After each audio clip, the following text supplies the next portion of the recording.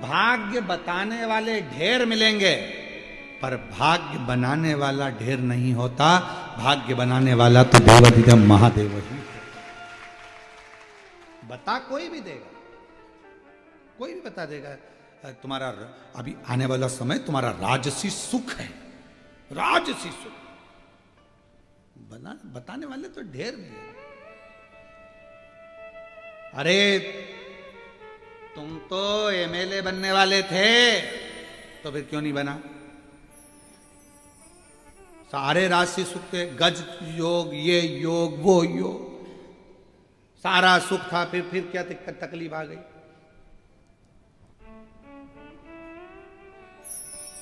राहु घुस गया, राहु प्रवेश कर गया, ये प्रवेश कर गया, किसी ने कुछ कर दिया, कुछ धर दिया, ये सब चलता। भाग्य बताने वाले ढेर मिलेंगे, पर भाग्य बनाने वाला कोई नहीं होगा, कोई नहीं होगा। भाग्य किसको बनाना है? आपको खुद मेहनत कर कर, परिश्रम कर कर, संघर्ष कर कर और शिव जी पर विश्वास कर कर आपको खुद बनाना।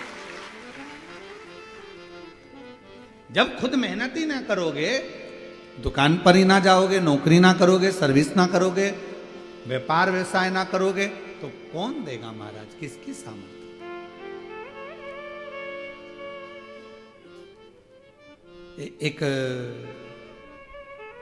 एक हमारे परिचित थे, अच्छे पुराने परिचित थे, तो वो उनकी जो घर में ज़्यादा तो नहीं था, जमीन थी 4-5 एकड़, 2-4 भैंस थी और खेती बाड़ी यही काम करते थे। पंडित जी थे, शांत हो गए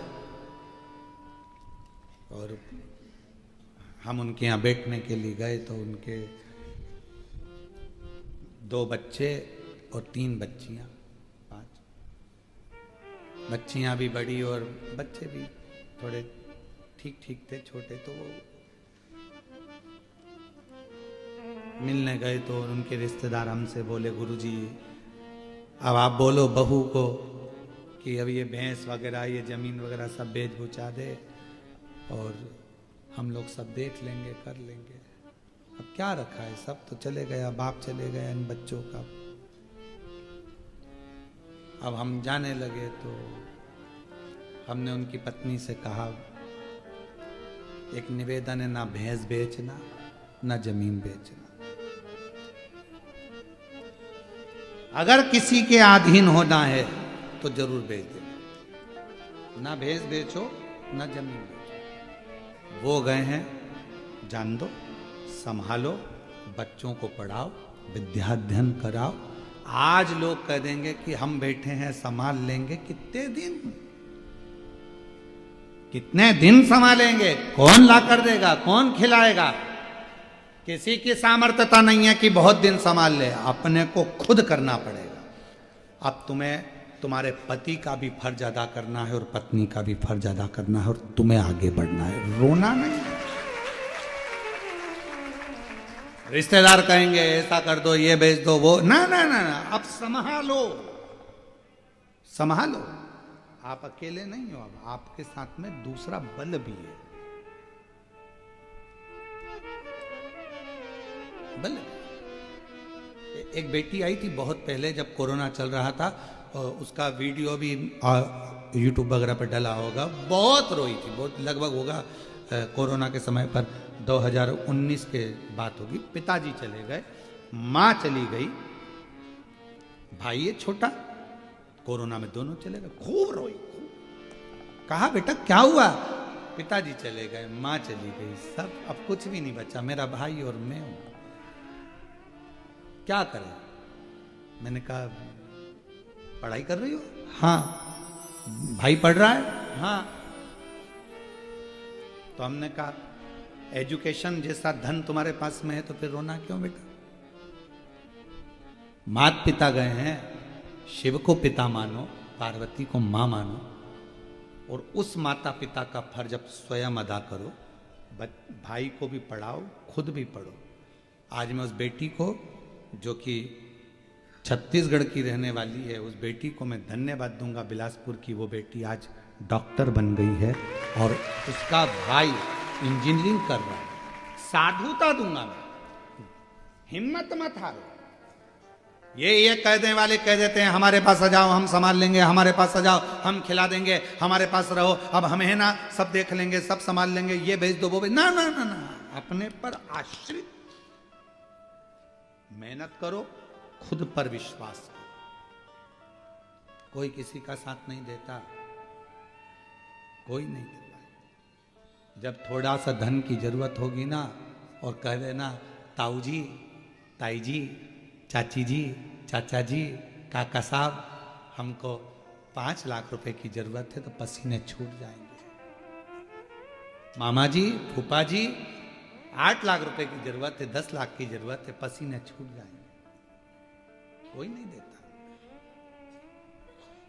अपना बल अपने साथ रखो, विश्वास रखो कि मैं अकेली नहीं, मैं अकेला नहीं, मेरे साथ मेरा शिव है, और एक दिन मुझे सिंहासन पर बिठा कर रहेगा, मंजिल तक पहुंचाकर। अंजना मां रो रही हैं, नैनों से जल बह रहा था। क्या हो गया? गौतम बाबा ने पूछा। संतान का सुख नहीं है। संतान का सुख नहीं है तो रोने की जरूरत क्या है? होगा। तूने शिव जी की आराधना करी है? नहीं। शंकर की साधना करी है? नहीं। कभी पार्थिव लिंग का पूजन करा है? नहीं। व्यक्ति वही रोता है जो कभी शंकर के मंदिर में एक लोटा जल नहीं चढ़ा सका, कभी पार्थिव का पूजन नहीं कर सका, कभी पार्थिव लिंग नहीं बनाया, कभी शिव की आराधना नहीं करी, कभी विश्वास रखकर शिव महापुराण की कथा नहीं सुनी। एक बार शिव महापुराण की कथा को अगर किसी ने दिल लगाकर सुन लिया तो उसका दिल दिल नहीं रहता, शंकर का शिवालय हो जाता है, मंदिर बन गया, घर, ये शिव का मंदिर, उसके अंदर शिव बैठ गए, भीतर शंकर बैठा। क्यों रो रहे हो? कभी तुमने पूजन करी? नहीं। आराधना करी? नहीं। साधना करी? नहीं, कभी नहीं करी। जाओ एक लोटा जल चढ़ाओ। गौतम बाबा ने कहा पार्थिव पूजन करो। पार्थिव पूजन जो मां अंजना ने करना चालू करी, शिव जी प्रसन्न हो गए। शिव जी प्रसन्न। कहा जाओ पार्वती अंजना जी से जाकर पूछो कि उनको क्या चाहिए। अंजना जी से पूछा क्या चाहिए? तो के पुत्र चाहिए। कैसा? तो कहा जिसकी पूजन कर रही हूं वैसा। पार्वती जी जाकर बोल दी तुम्हें ही मांग रही है बेटे के रूप में। शंकर भगवान ने जाकर कहा अंजना मां से, मेरे जैसे बेटा को जन्म मेरा ही प्रतिबिंब स्वरूप तेरे गर्भ से प्रकट होगा।